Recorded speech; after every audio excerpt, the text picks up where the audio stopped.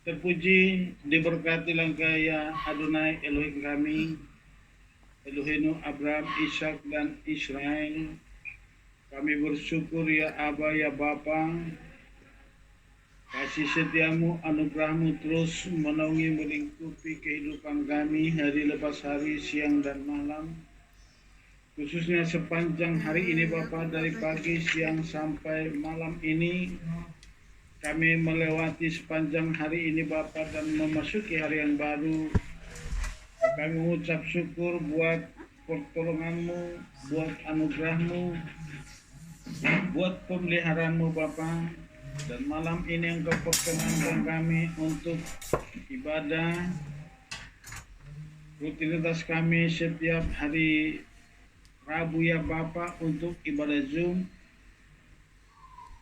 belajar akan Torahmu Bapa. Dan saat ini kami segenap umatmu sudah bergabung bersama-sama, dan umatmu yang belum masuk Bapak, kami berdoa dan mengucap syukur apapun dimanapun mereka saat ini, dan kami yakin dan percaya pertolonganmu terus para malaikatmu menggerakkan mereka untuk masuk ibadah bersama-sama lewat ibadah Zoom ini.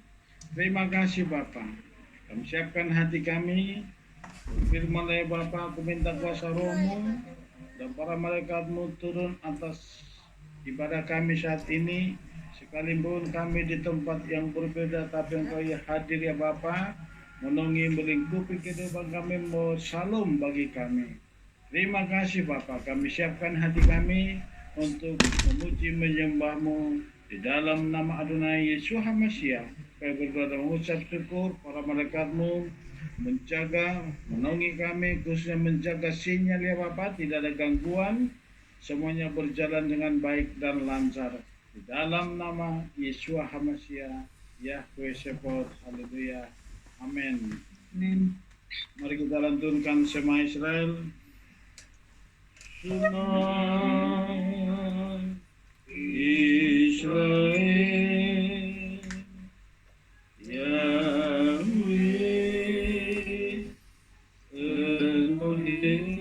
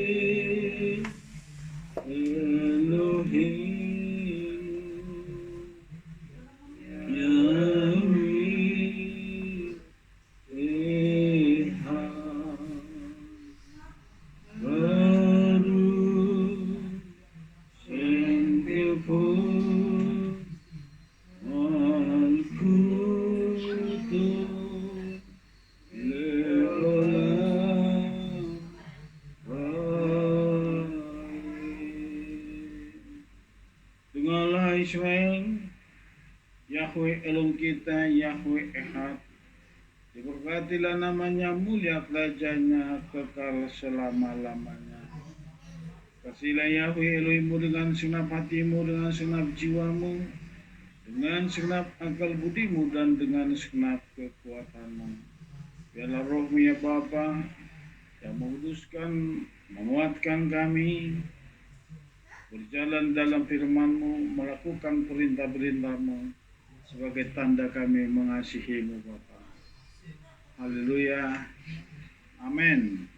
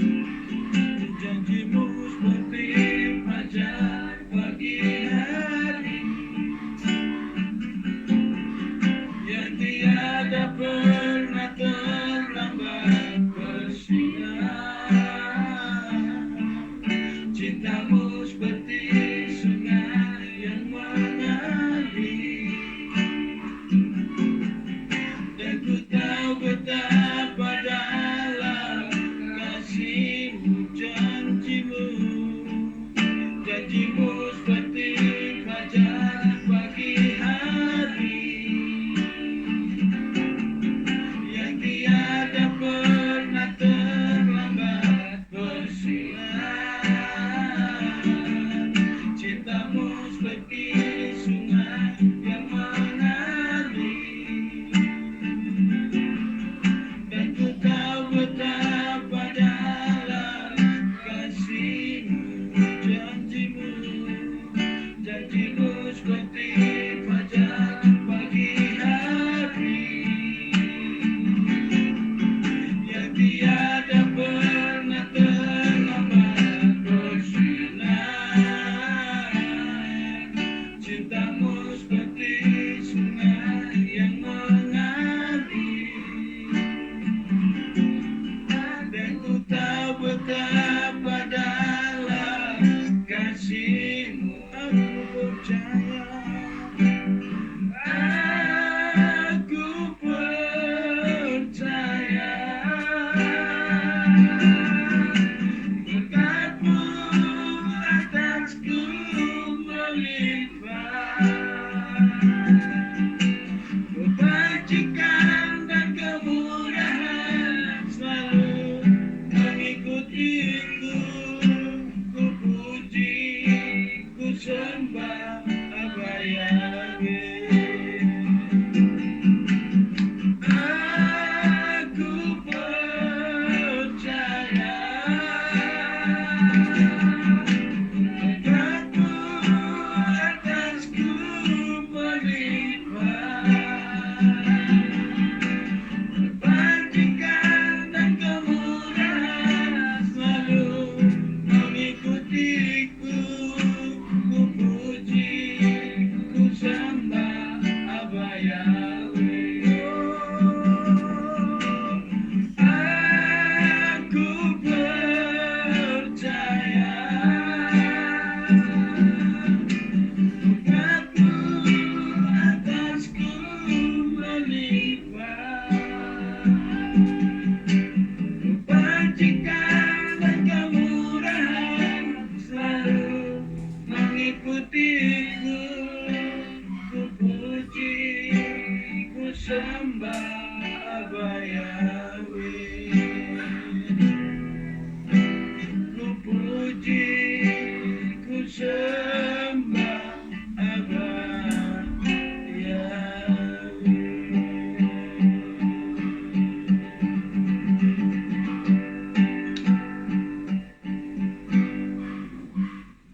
Haleluya. Bu Ulin silakan berdoa.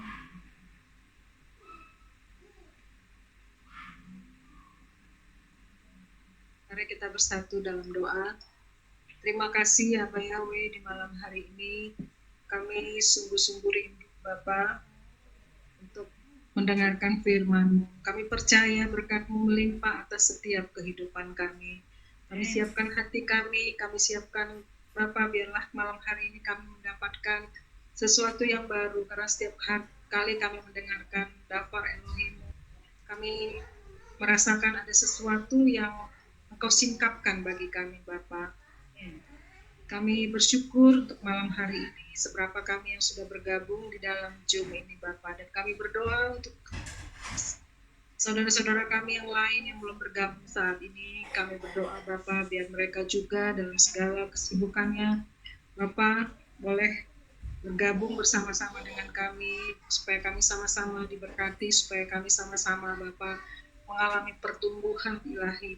Terima kasih Bapak, kami serahkan seluruh acara ini ke dalam tangan Bapak. Dan berkati hamba-Mu Pak Nenggolan yang akan memberitakan kebenaran Bapak. Singkapkan rahasia-rahasia yang terselubung bagi kami Bapak. Terima kasih Bapak, kami siapkan hati kami dan seluruh waktu-waktu ini kami serahkan ke dalam tangan-Mu. Di dalam nama Adonai Yeshua HaMashiach kami berdoa dan bersyukur. Haleluya, amin. Amin.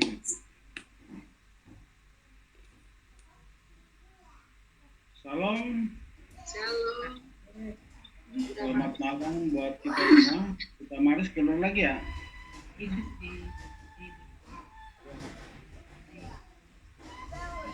Maris. Mari kita siapkan hati kita saat ini masuk bagian yang kedua dari kelanjutan dari nubuat yang sudah kita pelajari di minggu-minggu yang lalu ya, itu nubuat semuanya harus kembali kepada Torah. Jelas ya suaranya ya? Jelas Pak. Oke. Bukan ini ya, Pak Nenggolan hari ini bukan topiknya itu Yakub ini ya? Ya, ini kelanjutannya. Jadi ini bagian kedua. Sekarang kita masuk Yakub diubah menjadi Israel. Atau bisa kita sebut transformasi Yakub menjadi Israel. Jadi ini kalau di pengajarannya itu disebut pencabutan dari yang lama dimasukkan ke yang baru. Kita masukkan yang bagian pertama, boleh dibaca Kejadian 35 ayat 9 sampai 11. Ayo Bu Nenggolan,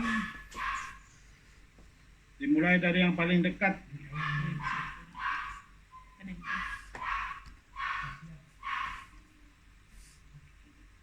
Kejadian 35 ayat 9 sampai 11.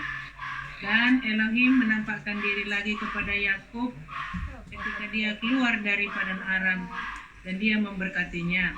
Dan Elohim berfirman kepadanya, namamu Yakub, namamu tidak lagi akan disebut Yakub, melainkan Israel. Itulah yang akan menjadi namamu. Demikianlah dia menyebut namanya Israel. Dan Elohim berfirman kepadanya, akulah El Shaddai, beranak cuculah dan bertambah banyaklah. Satu bangsa dan sekumpulan bangsa akan terbit darimu, dan raja-raja akan berasal daripadamu. Amen. Itu yang dikatakan di Kejadian waktu Yakub bertemu atau bergulat semalam-malaman dengan malaikat Elohim. Itu kalau di bahasa Ibrani disebut Metatron. Jadi malaikat Metatron ya, kita sudah belajar tentang Metatron.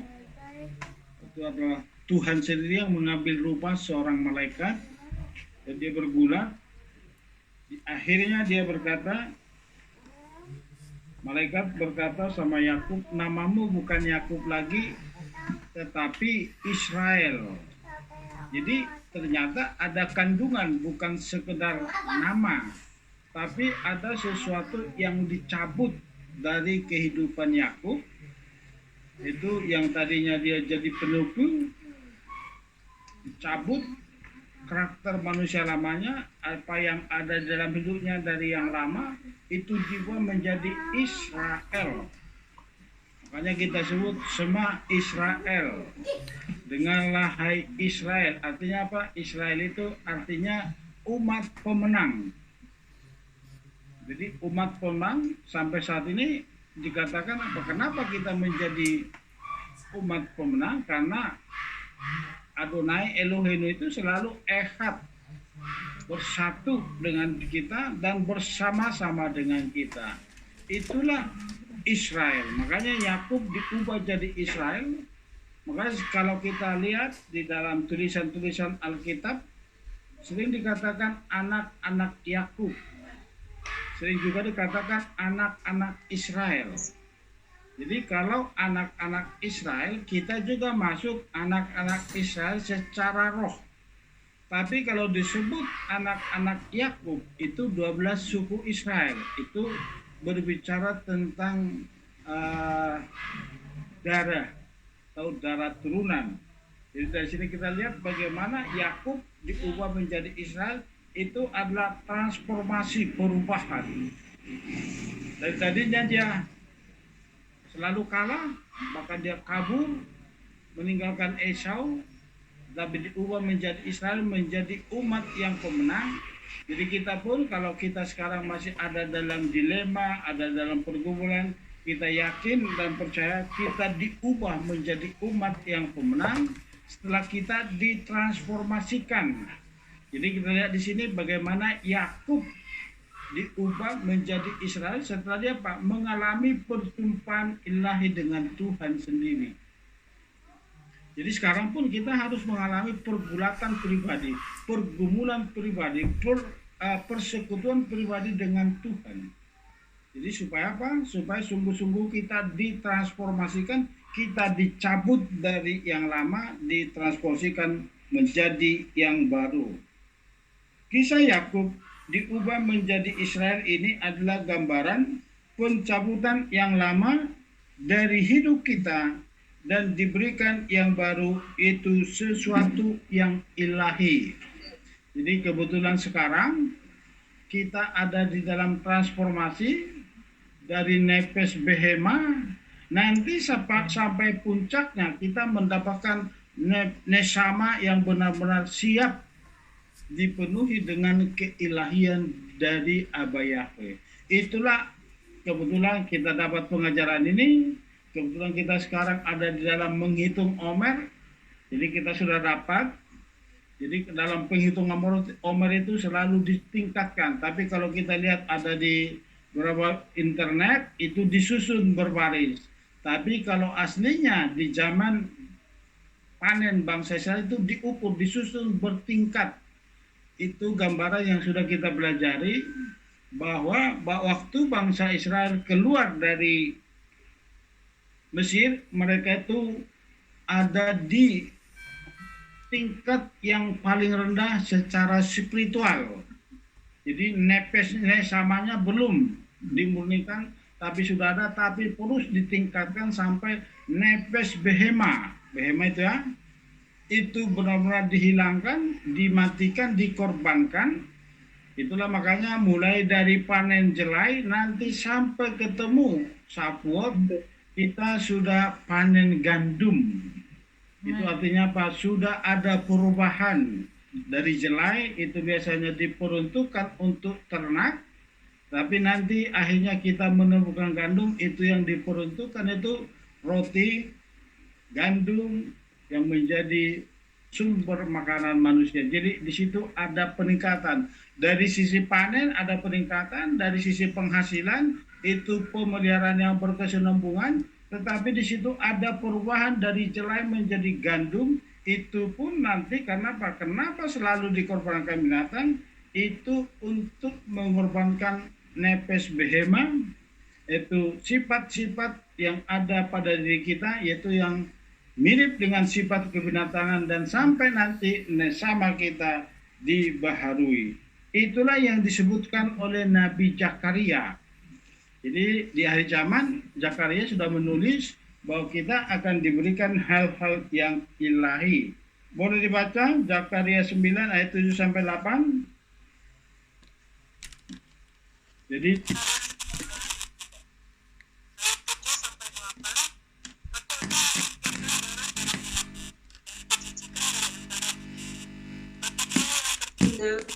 dia akan menjadi milik Elohim kita. Dan dia akan menjadi seorang pemimpin di Yehuda, dan Ekron akan seperti orang-orang Yebus, namun aku akan berkemah di sekeliling rumahku sebagai penjaga. Oleh karena yang melintas dan yang kembali, dan yang menindas tidak akan melewatinya lagi. Karena sekarang aku telah melihat dengan mataku sendiri. Nah, itu dikatakan, di situ dikatakan, namun aku akan berkemah di sekeliling rumahku.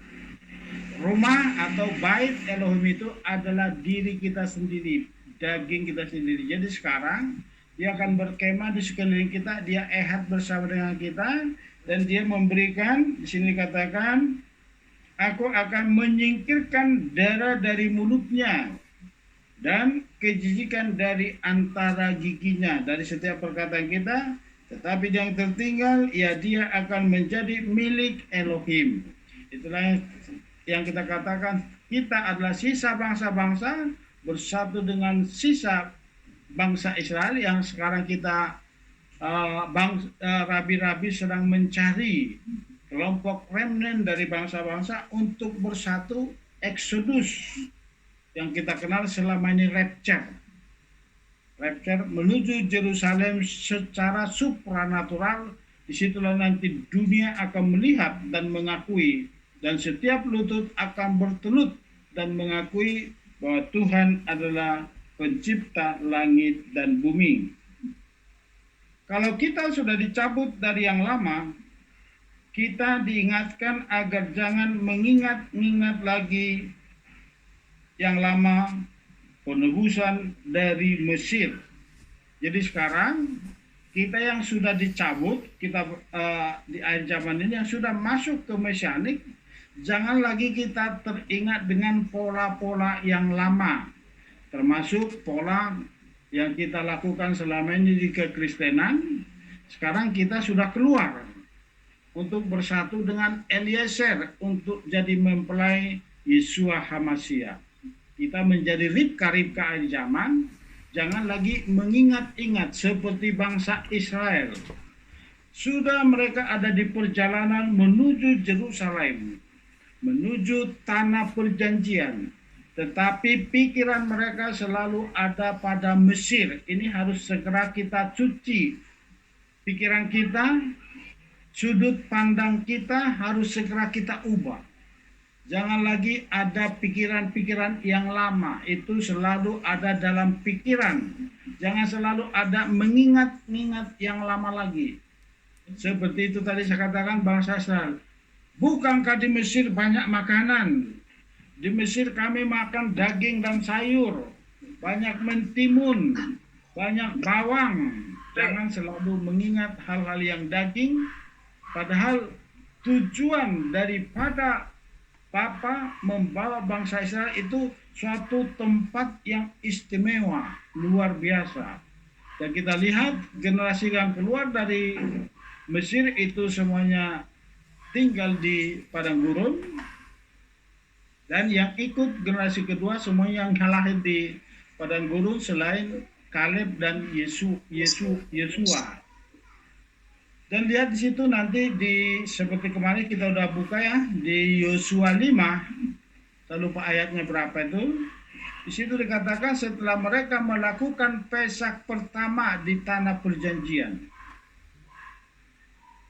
Langsung setelah mereka makan seder Pesak, besoknya mana langsung tidak turun lagi. Jadi mereka langsung menikmati berkat-berkat makanan-makanan yang mereka tidak tanam, mereka tidak menuai, mereka yang tidak kerjakan itu di tanah perjanjian. Mereka langsung menikmati di berkat-berkat yang sudah Bapak Yahweh siapkan. Jadi ini tujuan goal akhir kita. Jangan selalu mengingat yang lalu. Tinggalkan semua itu. Kenapa? Kita sekarang tinggal menyeberang, memasuki tanah perjanjian. Kita sudah ada di pintu gerbang. Jangan sampai kita terlena. Ini kita ada di saat-saat penantian. Ingat selalu 5 gadis bodoh, 5 gadis bijaksana. Jangan sampai minyak kita itu kekurangan. Itu apa? Minyak dari mana? Dari melakukan mispot. Cahaya itu ada di dalam Torah. Jadi semakin kita giat melakukan perintah mispot yang ditetapkan oleh Tuhan kita, otomatis cahaya lampu kita semakin bercahaya. Boleh dibaca Yesaya 43, 18 sampai 19. Yesaya 43, 18 sampai 19. Janganlah mengingat hal-hal yang dahulu maupun memerhatikan hal-hal yang lama. Lihatlah, aku akan melakukan hal-hal yang baru, sekarang akan tumbuh. Tidakkah kamu akan mengetahuinya? Bahkan aku akan membuat sebuah jalan di padang gurun, sungai-sungai di padang pasir. Itu Tuhan sudah membuat apa? Jalan-jalan di padang gurun. Artinya apa itu? Tuhan sudah menyediakan jalan di dalam situasi sulit yang kita hadapi saat ini. Jadi situasi apapun yang kita alami saat ini, Tuhan sedang membuat jalan supaya kita menuju tanah perjanjian itu Olam Haba. Kalau bangsa Israel dipersiapkan jalan di padang gurun, mereka tidak bekerja,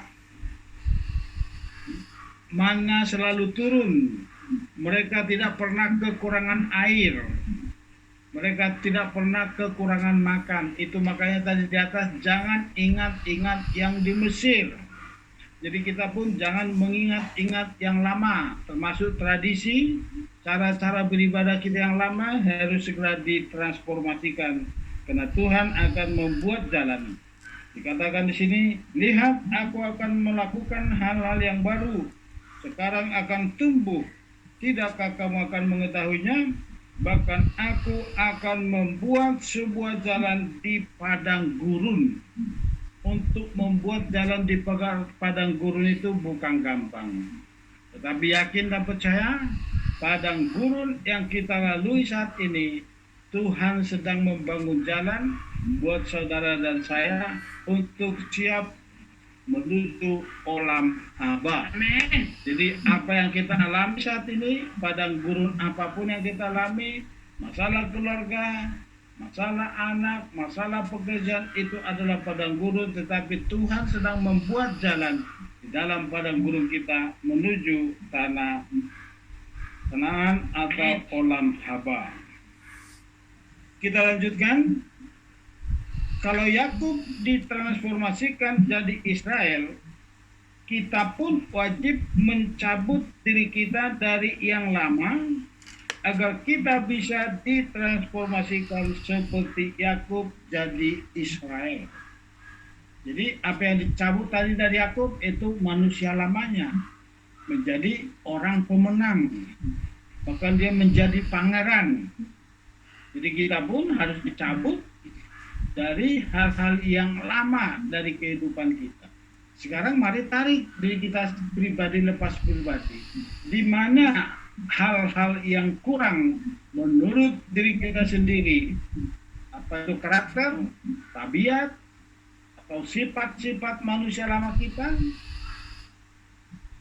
atau kita masih ada mengingat-ingat yang lama, segera kita cabut supaya apa? Jangan muncul lagi akar-akarnya. Itu makanya harus dicabut. Jadi aku pun harus dicabut. Barulah sesuatu yang baru terjadi dalam kehidupannya. Jadi kita yakin dan percaya. Saya yakin kita semua yang sudah ada di Mesianik saat ini, khususnya kita ada di komunitas Hilang Kasih Mula-Mula, kita dan kebetulan semuanya ada maksud Tuhan. Pasti saudara saya sudah dicabut dari yang lama, diberikan sesuatu yang baru. Amin. Untuk kita siap dibaharui terus menerus. Jadi nesama behema kita sudah dicabut dan diberikan, nepes behema kita sudah dicabut dan diberikan kita nesama. Saya yakin apakah itu sudah ada pada pribadi kita lepas pribadi, karena kita sudah mulai belajar perasa. Ini khususnya di KPK semula-mula kita masuk perasa ini tahap 2. Puji Tuhan kita sudah sekarang di kitab Imamat. Tahun depan kita mulai lagi dari kitab Kejadian. Karena untuk membangun nepes menjadi nesama, kita harus belajar Torah dengan sungguh-sungguh. Semakin kita kuat di dalam Torah, semakin kita merendahkan diri di hadapan Elohim kita, nesama kita pasti semakin dibaharui. Inilah yang dimaksud oleh Rasul Paulus tentang pencangkokan. Jadi yang dicangkokkan itu dipatahkan dari yang lama. Boleh di mute dulu, ada udah bagus. Jadi itulah yang dimaksud Paulus, dipatahkan dan dicangkokkan atau dientenkan, diokulasikan, dipersatukan ke zaitun yang asli, itulah sesuatu yang baru. Kenapa harus dipatahkan? Supaya apa? Yang lama itu tidak nongol lagi. Jadi dia cabang yang dipatahkan, cabang liar ini, zaitun yang liar ini itu saudara dan saya dicabut. Contohlah sekarang kita dicabut dari kekristenan dan masuk bersatu dengan mesianik. Nanti kita belajar dan belajar lebih dalam lagi tentang Torah supaya kita semakin sempurna dalam pencangkokan itu. Kenapa dikatakan tadi apa? Supaya dia yang lama ini tidak makan atau tidak mencari sumber lagi dari akar yang lama. Jadi harus dicantumkan, dicangkokkan ke yang baru supaya dia makan dari akar yang baru, yaitu dari Yeshua HaMashiach, yaitu Torah. Itulah sekarang contoh. Dulu kita anti Torah. Sekarang kita semakin belajar Torah dan semakin menikmati Torah. Itu anugerah yang luar biasa. Puji Tuhan, inilah arti yang dikatakan, maksud yang dikatakan oleh Rasul Paulus, supaya kita lebih lagi semakin sempurna dalam pencangkokan, supaya tiba waktunya nanti yang asli yang dipatahkan itu kembali, didapati kita setia dan taat serupa dengan yang asli. Karena di situ ada yang dicangkokkan, ada yang dipatahkan. Tapi nanti yang dipatahkan ini kembali, semua yang dicangkokkan itu kalau tidak sesuai dengan yang asli, akan dipatahkan kembali. Roma 11, 25 sampai 26. Roma 11, 25 sampai 26. Sebab aku tidak ingin kamu tidak mengetahui rahasia ini, saudara-saudara, supaya kamu jangan menganggap bijaksana terhadap dirimu sendiri, bahwa kekerasan hati dari sebagian Israel telah terjadi sampai pada penggenapan bangsa-bangsa lain tiba, dan dengan demikian seluruh Israel akan diselamatkan, sama seperti yang telah tertulis. Dia yang membebaskan akan datang dari Sion, dan dia akan menyingkirkan kefasikan dari Yakub.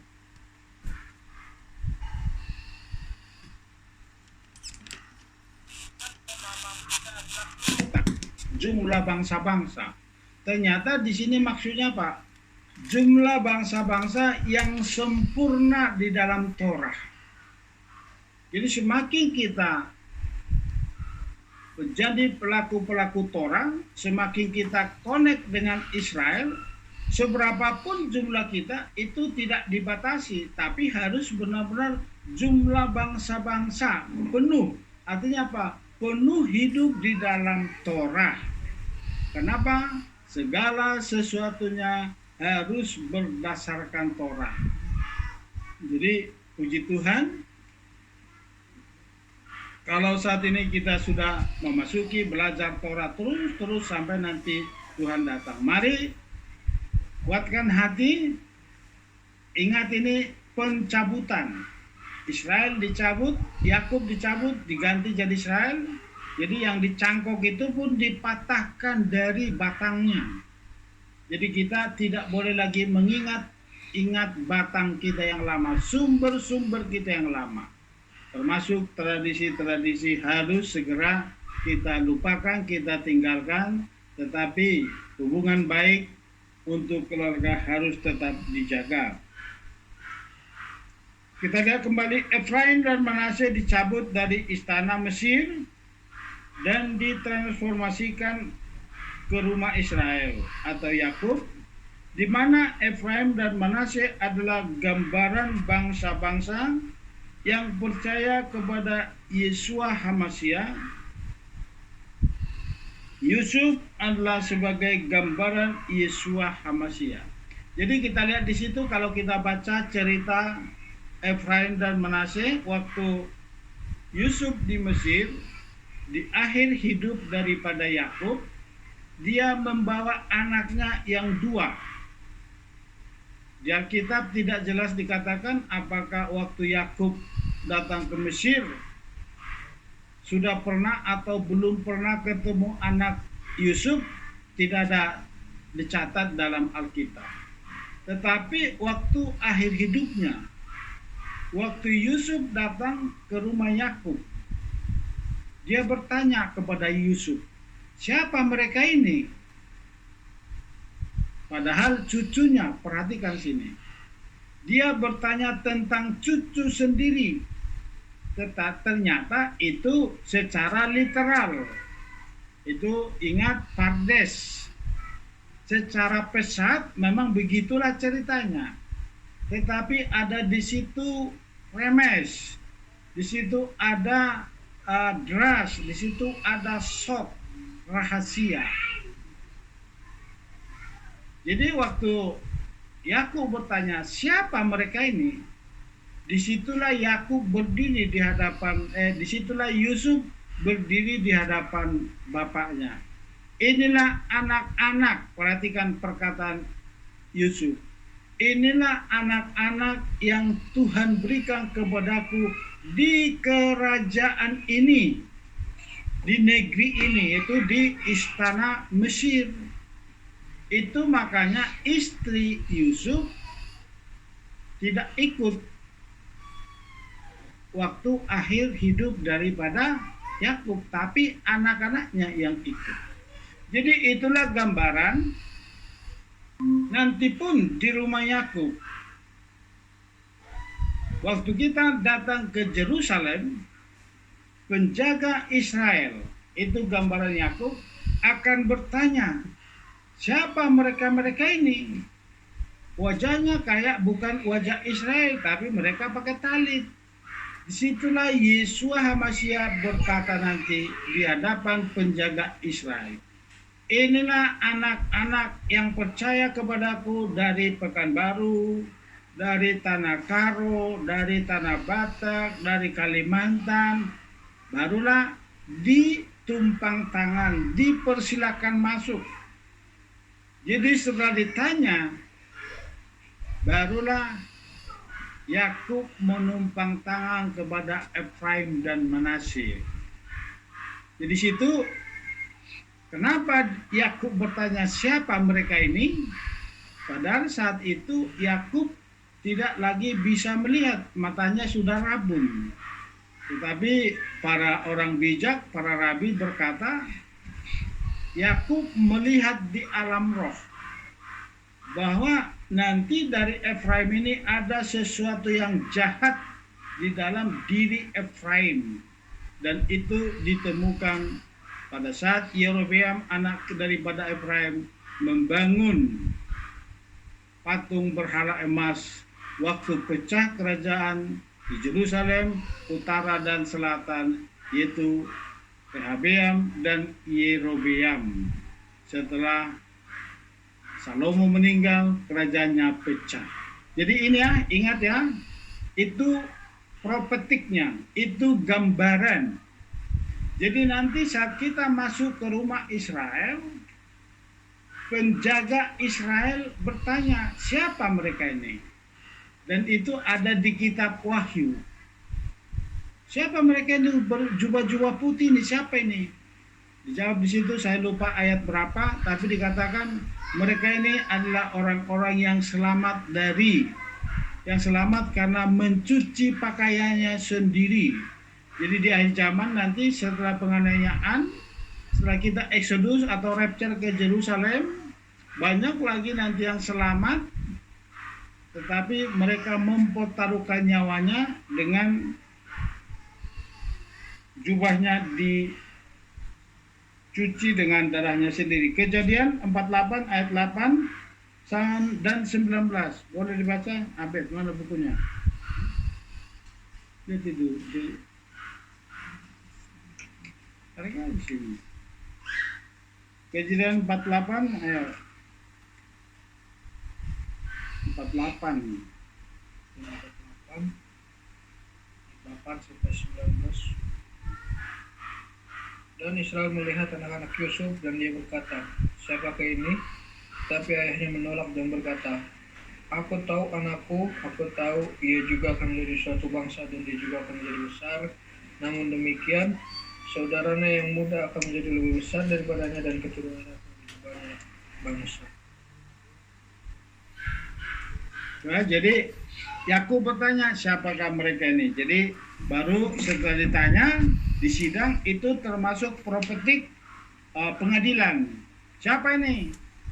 Itulah anak-anak yang percaya padaku yang Tuhan berikan kepadaku di kerajaan ini. Lihat, siapa Efraim dan Manasye? Adalah anak nomor 2 di Mesir. Tetapi Efraim dan Manasye dicabut dari hak kerajaannya. Dia kan putra atau mahkota kerajaan di Mesir. Tetapi dia cabut dan dipersatukan dengan Israel. Makanya waktu keluar dari kerajaan Mesir, mereka juga bergabung dengan Israel. Tidak menikmati kekayaan istana raja. Itu lihat ya. Jadi dia tidak mempertahankan fasilitas yang raja berikan kepada Efraim. Biasanya kalau ada orang-orang di zaman sekarang ini dipercayakan jadi pembantu presiden, itu luar biasa. Mereka tidak akan pernah menyia-nyiakan berkat-berkat dari kerajaan. Kita lanjutkan. Waktu Yakub bertanya kepada Yusuf, siapakah mereka ini? Ini adalah gambaran di akhir zaman, di saat kita datang menghampiri rumah Israel, dan penjaga tanah Israel akan bertanya hal yang sama, dan Yeshua HaMasyiah datang sebagai imam besar, pembela kita untuk memasuki olam haba dunia yang akan datang. Itu tadi sudah singgung ya. Jadi zaman pun akan terjadi, penjaga Israel akan bertanya, siapakah mereka ini? Karena kita adalah bangsa-bangsa Goim atau Gerim, untuk memasuki istana rumah Yakub, dan kita akan ditanya. Tetapi ada Yeshua HaMasyiah, seperti Yusuf membela Efraim dan Manasye, jadi juga kita nanti yang percaya kepada Yeshua HaMasyiah akan dibela oleh Yeshua HaMasyiah untuk tetap masuk ke dalam olam haba. Ibrani 4 ayat 14 sampai 16. Siapa sekarang? Ya, Bu Nenggolan, Pak Jonathan, Pak Nenggolan. Belum. Ibrani 4 Ibrani 4 ayat 14 sampai 16. Selanjutnya, karena mempunyai seorang imam besar yang agung yang telah melintasi langit, yaitu Yeshua putra Elohim, maka kita dapat berpegang teguh akan pengakuan itu. Sebab kita tidak memiliki imam besar yang tidak berkuasa untuk bersimpati terhadap kelemahan kita. Sebaliknya, yang telah dicobai dalam segala hal sesuai dengan rupa kita, orang tanpa dosa. Maka itu kita dapat menghampiri tahta anugerah dengan keyakinan, supaya kita dapat menerima rahmat dan dapat menemukan anugerah untuk pertolongan yang tepat waktu. Jadi itu ya. Jadi nanti imam besar kita Yeshua HaMasyiah yang akan membela kita saat nanti di pengadilan terakhir, untuk kita dipersatukan waktu kita datang ke rumah Israel dan kita disidang, dan Yeshua HaMasyiah berdiri di depan kita, di antara kita bersama dengan penjaga Israel, itu Bapa Yahweh sendiri, dialah penjaga Israel. Kita lanjutkan. Untuk mencapai adopsi atau transformasi sebagai kelompok sisa, kita sebagai kelompok sisa ya, yang disebut dengan istilah remnant, kita menjalani 4 tahap atau fase. Jadi ada 4 tahap yang harus kita lalui untuk mencapai kesempurnaan transformasi atau diadopsi menjadi kita sebagai kelompok sisa atau kelompok remnant. Ada 4 tahap. Pertama, kesediaan untuk merendahkan diri diuji oleh Yakub. Itu butuh kerendahan hati. Itu makanya waktu Efraim dan Manasye, kalau secara daging, secara manusiawi, kita pasti menyalahkan Yakub.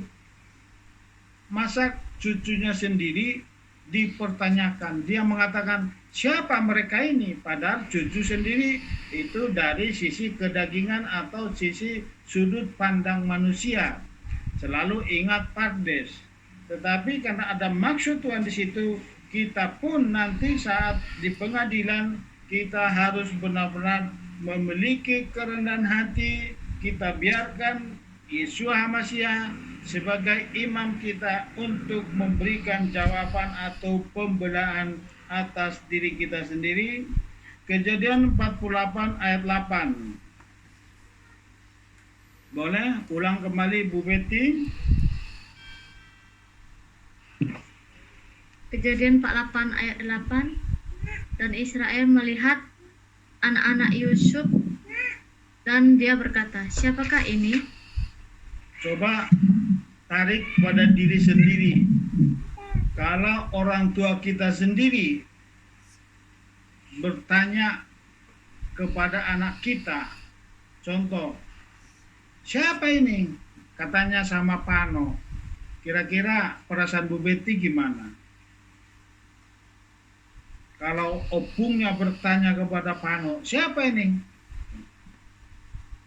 Gimana perasaan kita secara manusiawi? Ya, sedih lah Pak. Nah itu, jadi itu nanti dia apa? Di pengadilan terakhir seperti itu. Itu propetiknya. Oh kita sudah berjerih payah melakukan Torah, tetapi langsung ditanya siapa mereka ini? Tapi disitulah Yeshua HaMasyiah. Jadi ini yang kita katakan Pardes, selalu ingat ya. Jadi pesat, remes, gras, dan soft. Jadi secara literal memang seperti itu. Tidak mungkin seorang Yusuf masa ditanya anaknya sama bapaknya. Padahal semua biaya-biaya kehidupan Yusuf dan Yakub dan seluruh keluarganya disuplai dari istana oleh Yusuf. Tapi anaknya sendiri ditanya sama Yakub, siapa mereka ini? Di situ butuh kerendahan hati yang ditanya dan pembela. Jadi situ nanti kita adalah gambaran Efraim dan Manase. Waktu ditanya kita cukup diam, kerendahan hati. Disitulah Yeshua HaMasyiah berdiri dan berkata, inilah anak-anak yang engkau berikan kepadaku. Katanya penjaga Israel yang dikatakan apa? Inilah anak-anak yang Elohim berikan kepadaku. Itu makanya ada firman, saya lupa ayatnya, Bapa Yahweh sendiri yang menyelamatkan melalui Yeshua HaMasyiah. Itu makanya di mana nama Yahweh ditinggikan, kesanalah jiwa-jiwa diselamatkan. Jadi kita lihat, kita harus punya rendah hati nanti di pengadilan. Yang kedua, kita harus meraih kualifikasi agar disebut putra oleh Yusuf atau Yeshua HaMasyiah. Yusuf itu ini selalu dikaitkan dengan Yeshua HaMasyiah. Itu makanya dikatakan Mesias Yeshua HaMasyiah bin Yusuf dan Yeshua HaMasyiah bin David. Jadi Yeshua itu adalah juru selamat yang menyelamatkan bangsa Israel dari kelaparan di Mesir. Jadi Nabi mengatakan di sini selalu dikatakan itu Yusuf adalah gambaran Yeshua. Kejadian 48 ayat 9. Ini saya. Ayo silakan langsung.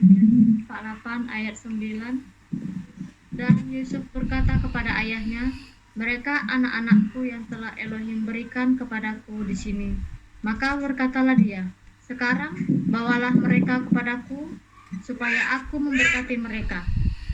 Jadi waktu dibawa, diberkati, mereka langsung termeterai menjadi anggota keluarga Yakub, gitu ya. Yang ketiga, kita harus masuk ke rumah Israel melalui jasa Yusuf. Jadi Efraim dan Manase masuk melalui siapa? Yusuf. Jadi kita pun nanti masuk ke rumah Israel melalui Yeshua HaMasyiah.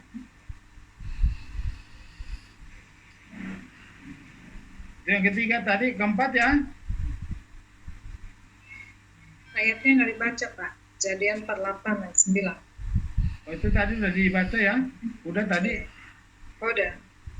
Elohim sama ayatnya sama yang ketiga. Jadi dikatakan begitu ya. Yang keempat, raih kepenuhan yang ditemukan di rumah Israel itu. Di rumah Israel itu adalah belajar Torah. Rumah Israel itu belajar Torah. Jadi kita harus raih kepenuhan. Kejadian 48 ayat 19 sampai 20. Kejadian 48 ayat 19 sampai 20. Tetapi ayahnya menolak dan berkata, aku tahu anakku, aku tahu. Dia juga akan menjadi suatu bangsa.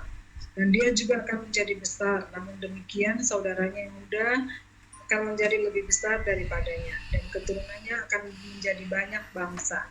Dan dia memberkati mereka pada hari itu dengan mengatakan, olehmu Israel akan memberkati dengan berkata, biarlah Elohim menempatkan engkau seperti Efraim dan seperti Manase. Dan dia menempatkan Efraim di depan Manase.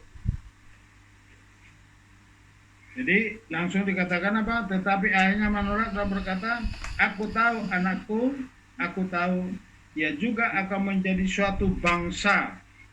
Langsung dikatakan di sana, langsung masuk termeterai menjadi itu, makanya suku Israel menjadi masuk, Efraim dan Manase masuk menjadi suku, menggantikan Yusuf. Makanya mereka tetap menjadi 12 suku. Jadi kita lihat di sini, untuk masuk ke rumah Israel itu karena mereka lahir di Mesir dan itu dipersatukan. Jadi itu gambaran kita bangsa-bangsa yang percaya kepada Mesias Yeshua HaMasyiah, suatu saat kita dipersatukan kepada Israel. Itu makanya saat ini kita dijemput, dicari oleh Eliezer akhir zaman untuk kita bersatu dengan Israel. Kita berjalan dengan Israel, itu Eliezer, dibawa ke rumah Sarah, itu ya gambaran Israel juga bersatu dengan Ishak, itu adalah gambaran Yeshua HaMasyiah. Di sini kita nangkap untuk menjadi mempelai kita dicabut dan bersatu dengan Eliezer, gambaran bangsa Israel, untuk menjadi mempelai Yeshua HaMasyiah. Lanjut, kerendahan hati sangat menentukan kita masuk jadi anak atau diadopsi transformasi seperti Efraim dan Manase. Jadi untuk menjadi ditransformasi untuk menjadi mesianik yang benar, avoda atau melakukan avoda ibadah sesuai dengan apa yang dilakukan oleh saudara kita itu bangsa Israel, butuh kerendahan hati.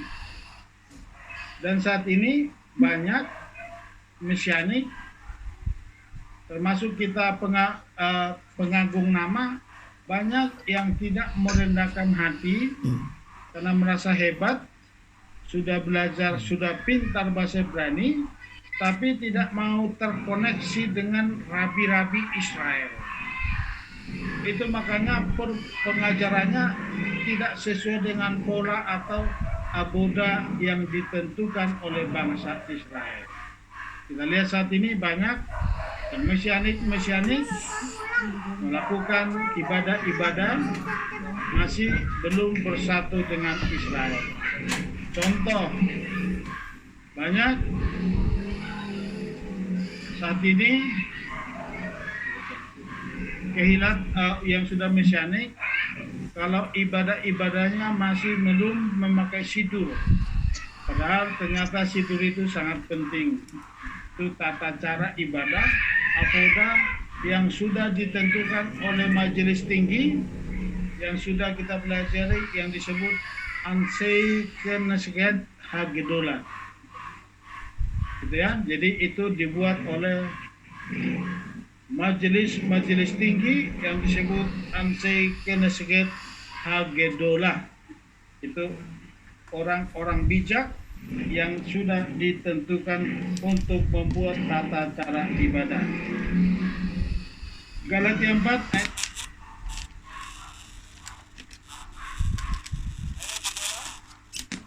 Ya, halo Galatia 4 ayat 7. Demikianlah engkau bukan lagi hamba melainkan anak, dan jika anak maka juga ahli waris Elohim melalui Hamasya. Amin.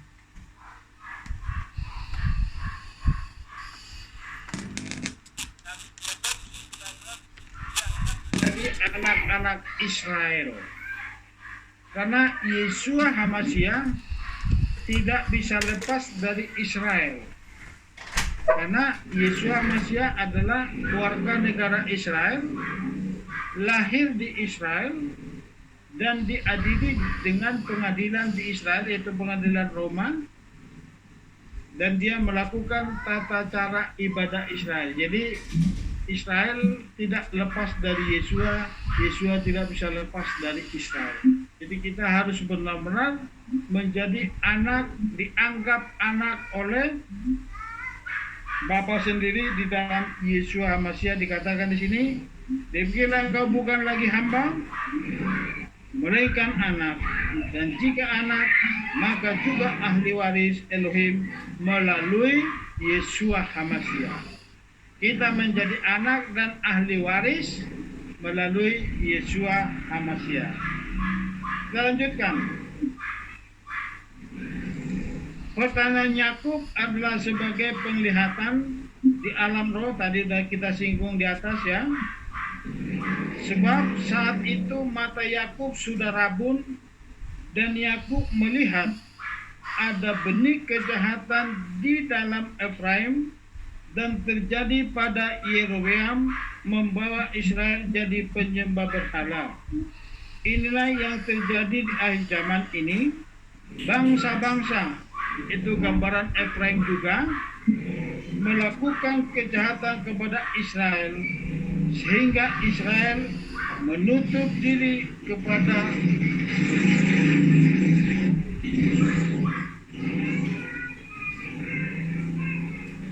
maaf, ada motor pakai itu knalpot berisik, jadi saya hentikan.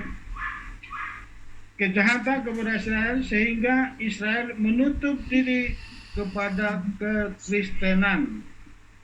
Kita lihat saat ini rabi-rabi Israel hanya bergabung dengan mesianik atau orang-orang yang sudah keluar dari pola kekristenan masuk ke mesianik, itu langsung disambut oleh bangsa Israel, itu rabi-rabi. Kita sudah tahu ya, rabi datang ke Indonesia, bahkan Torah dibawa yang asli ke Indonesia, itu sebagai propetik di alam roh sudah terjadi bahwa Torah akan datang dari Sion, pengajaran dari Yerusalem.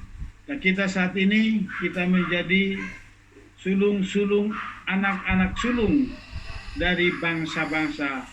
Jadi kita mari jangan sia-siakan ya. Itulah yang dikatakan tadi, makanya Yakub melihat sesuatu ada di dalam diri Efraim. Makanya dikatakan, siapa mereka ini? Jadi itu kenapa Yakub melihat sesuatu di alam roh. Ternyata tergenapi saat kerajaan Israel terpecah bagi dua, Yerobeam dan Rehabeam, terjadilah penyembahan berhala yang dipelopori oleh Raja Yerobeam, itu keturunan dari Efraim. 1 Raja-Raja 12, 25 sampai 29. Boleh Pak Nenggolan? Masih di jalan ya? Pak Nenggolan? Enggak. Ya. Sudah? Sama. Boleh dibaca? Bisa. 1 Raja-Raja 12 ayat 25 sampai 29. Dan Yerobeam membangun Sikem membangun Sikem di pegunungan Efraim dan tinggal di situ. Lalu pergi dari sana dan membangun Penuel.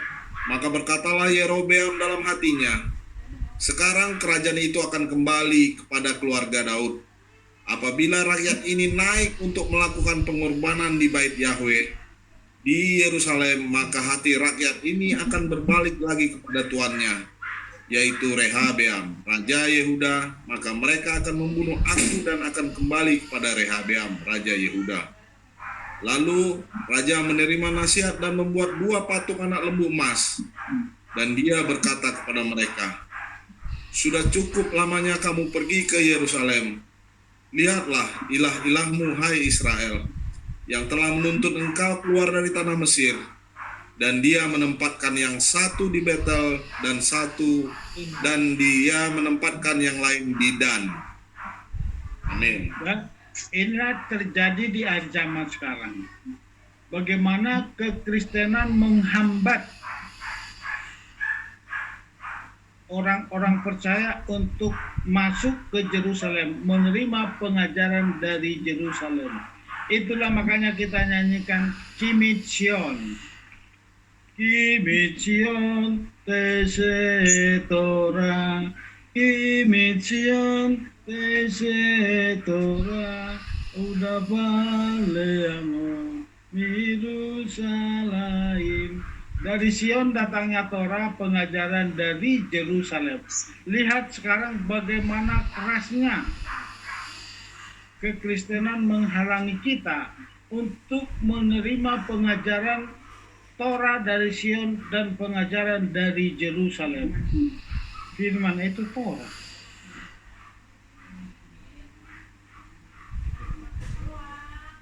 Jadi itu Torah dari Yerusalem, itu pengajaran dari Sion, ya.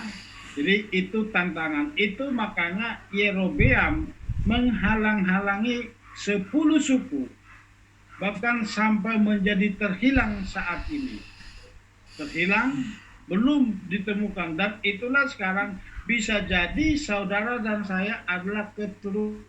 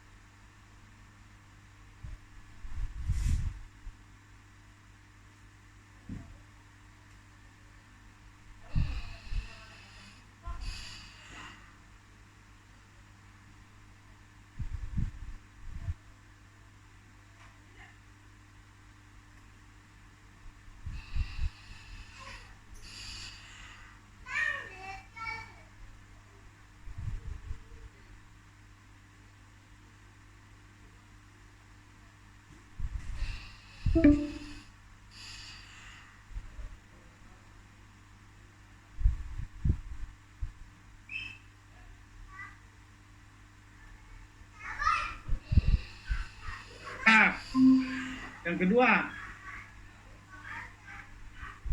Apa ya? Yang sedang kita tuju, Safuot. Safuot. Yang ketiga, Sukot. Itu wajib laki-laki Israel datang ke Yerusalem. Itulah yang ditakuti oleh Yerobeam, karena takut kehilangan kerajaannya. Jadi kita pun jangan takut, apapun tantangan tetaplah kita berfokus ke Yerusalem. Sekarang kita sudah terima firman dari Yerusalem, firman dari Sion, Torah itu sudah kita terima. Pengajaran dari Yerusalem itu dari para rabi yang sudah menyingkapkan rahasia kebenaran Torah kepada kita melalui pengajaran parasat. Jadi mari semakin diulang-ulang ya, pengajaran parasat diulang-ulang sebab kita semakin matang. Kita lanjutkan. Syarat untuk memasuki rumah Israel atau layak masuk ke rumah Israel, kita sebagai bangsa-bangsa yang diadopsi atau dicangkokkan ke rumah Israel harus memperhatikan Torah dan mitzvot atau perintah sekalipun yang terkecil yaitu yod, barulah kita layak. Itu jelas dikatakan oleh Yeshua Mashiach di Matius. Nanti akan kita baca. Orang yang membatalkan, orang yang melakukan dan mengajarkan Torah sekalipun yang terkecil, dia akan mendapat tempat yang paling tinggi di Samaim, yang tertinggi di Samaim. Tapi orang-orang yang membatalkan dan mengajarkan hanya kepada orang lain akan mendapat tempat yang rendah. Rendah di sini adalah masuk kategori Gehenna atau neraka. Jadi sekarang kita harus lihat di sini. Jadi sekalipun itu perintah-perintah yang paling terkecil, mari kita lakukan. Termasuk makan dan minum, koser, termasuk perintah-perintah hari Sabat, mari kita semakin setia menyambut Sekina pada hari Sabat, yaitu lewat penyalaan lilin hari Sabat, supaya kita semakin sempurna di dalam pengudusan hari Sabat. Jadi itu ya. Jadi syarat untuk memasuki rumah Israel itu salah satu Torah. Memasuki rumah Israel artinya apa? Memasuki olam haba. Jadi harus tetap semangat, giat untuk menjadi pelaku-pelaku Torah. Matius 5 ayat 17 sampai 20. Ayo, Ibu Nagola. Matius 5 ayat 17 sampai 20. Janganlah mengira bahwa aku datang untuk membatalkan Torah atau kitab para nabi. Aku datang tidak untuk membatalkan, melainkan untuk menggenapinya. Sebab sesungguhnya aku berkata kepadamu, sampai langit dan bumi berlalu, satu iota atau satu kerayan pun dari Torah sekali-sekali tidak akan lenyap, sampai segala sesuatu terjadi.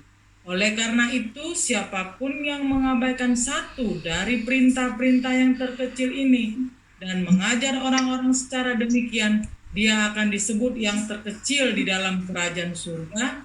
Namun siapa yang dapat melakukan dan mengajarkannya, dia akan disebut besar di dalam kerajaan surga.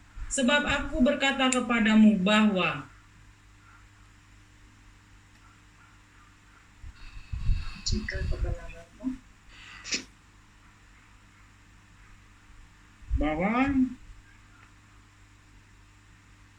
jika kebenaranmu tidak melimpah lebih banyak daripada para ahli kitab dan orang-orang Farisi, kamu sekali-kali tidak dapat masuk ke dalam kerajaan surga.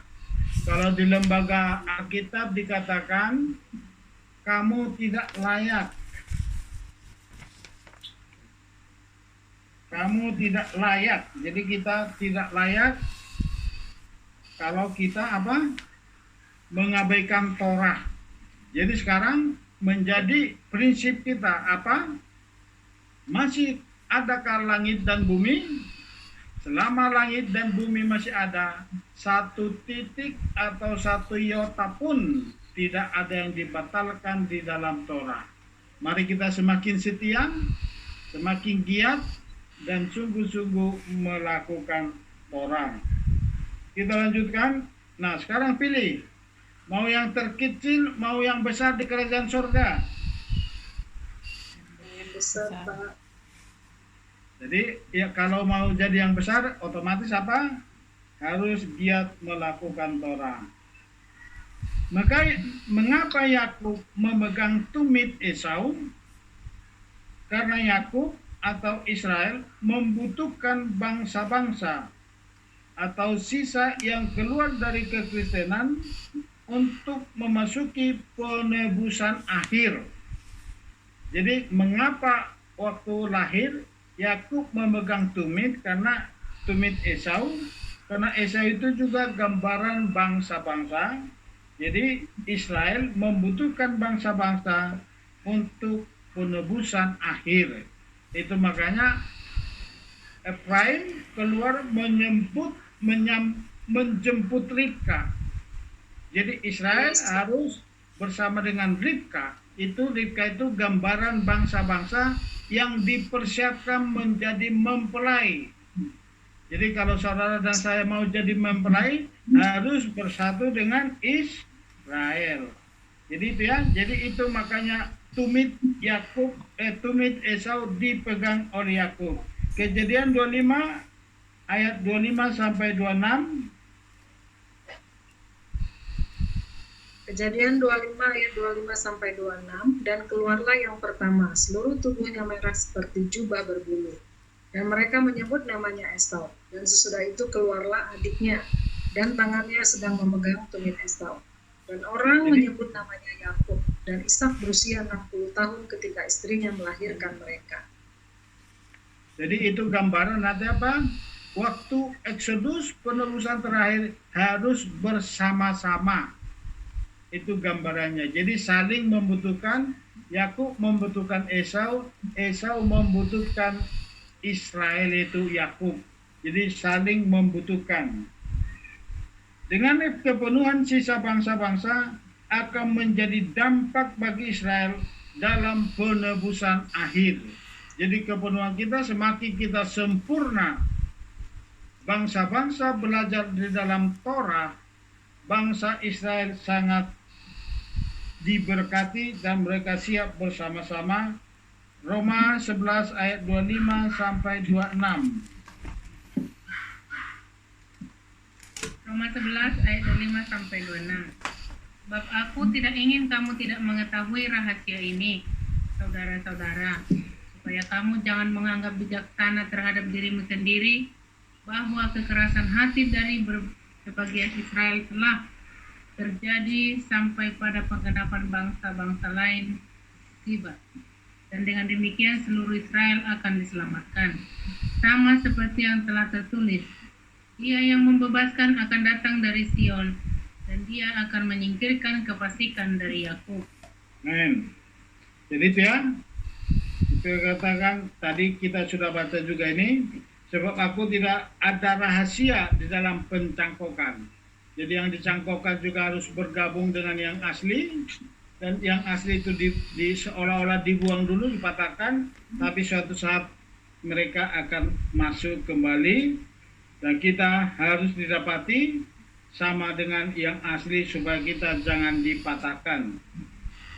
Kitab Amos menjelaskan bahwa kedatangan Mesias yang kedua ditentukan oleh kembalinya remnant sisa bangsa-bangsa ke rumah Israel. Perhatikan di sini, Amos telah berkata, telah menubuatkan pada penebusan akhir itu ditentukan oleh kembalinya sisa bangsa-bangsa. Jadi ini sekarang kita harus semakin mengerti kita sudah sangat di pintu gerbang akhir zaman. Begitu mari kita semakin sempurna di dalam Torah. Boleh dibaca, Bu Wela? Ya. Amos 9. Amos 9, 11 sampai 13. Pada hari itu aku akan mendirikan kembali tabernakel Daud yang roboh, dan akan memperbaiki dinding-dindingnya yang pecah. Dan aku akan mendirikan kembali reruntuhannya, dan aku akan membangunnya seperti pada zaman dahulu, agar mereka dapat menguasai sisa-sisa bangsa Edom, dan semua bangsa yang atasnya namaku disebut, firman Yahweh. Yang melakukan hal itu, lihatlah hari itu akan tiba, firman Yahweh, bahwa yang membajak akan mendekati oleh yang menuai, yang memeras buah-buah anggur oleh yang menabur benih, dan gunung-gunung akan meneteskan anggur manis, dan semua bukit akan mencair.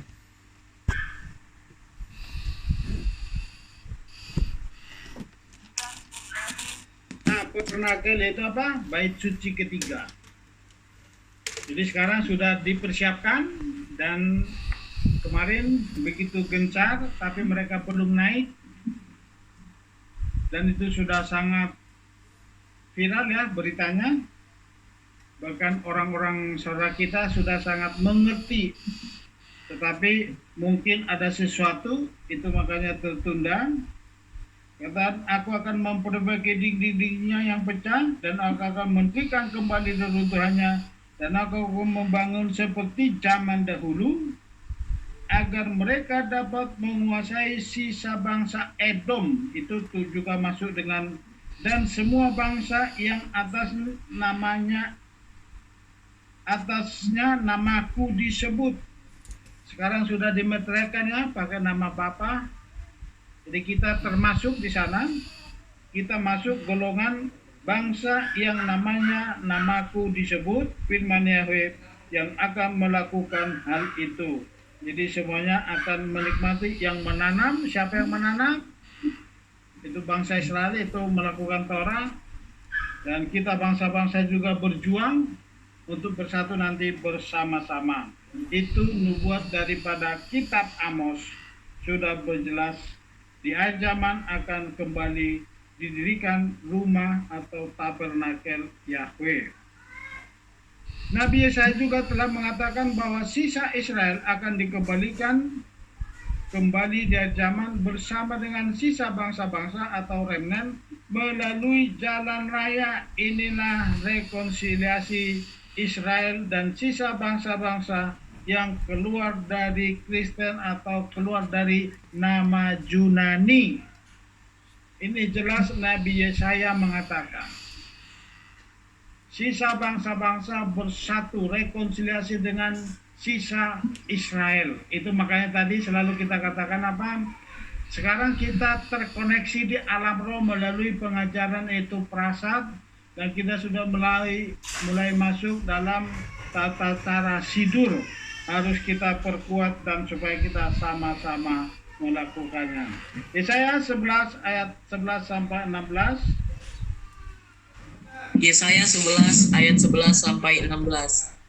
Dan akan terjadi pada hari itu, Tuhan akan menggerakkan lagi tangannya untuk kedua kalinya, untuk memulihkan sisa umatnya yang tertinggal dari Asyur, dan dari Mesir, dan dari Patros, dan dari Ethiopia, dan dari Persia, dan dari Sinear, dan dari Hamat, dan dari pulau-pulau di laut. Dan dia akan mengangkat sebuah panji bagi bangsa-bangsa, dan akan mengumpulkan orang-orang Israel yang terbuang, dan akan menghimpunkan orang-orang Yehuda yang terserak dari keempat penjuru bumi. Dan kecemburuan Efraim akan berlalu, dan yang menyesakkan Yehuda akan dipotong. Efraim tidak akan cemburu kepada Yehuda, dan Yehuda tidak akan menyesakkan Efraim. Namun mereka akan terbang ke atas bahu Filistin, ke barat bersama-sama. Mereka akan merampas Bani Timur. Edom dan Moab adalah rengkuhan tangan mereka, dan ketunduhan Bani Amon adalah terhadap mereka. Dan Yahweh akan benar-benar membelah lidah laut Mesir, dan dia telah mengayunkan tangannya di atas sungai itu dalam deru anginnya, dan memukul menjadi 7 batang air, dan membuat manusia menginjak-injak dengan kasutnya. Dan di sana akan ada jalan raya bagi sisa umatnya yang tertinggal di Asyur. Seperti itu telah terjadi pada Israel pada hari perjalanannya dari tanah Mesir. Jadi kalau dari tanah Mesir mereka langsung berjalan membelah laut. Tapi sekarang akhir zaman akan terbangun jalan raya.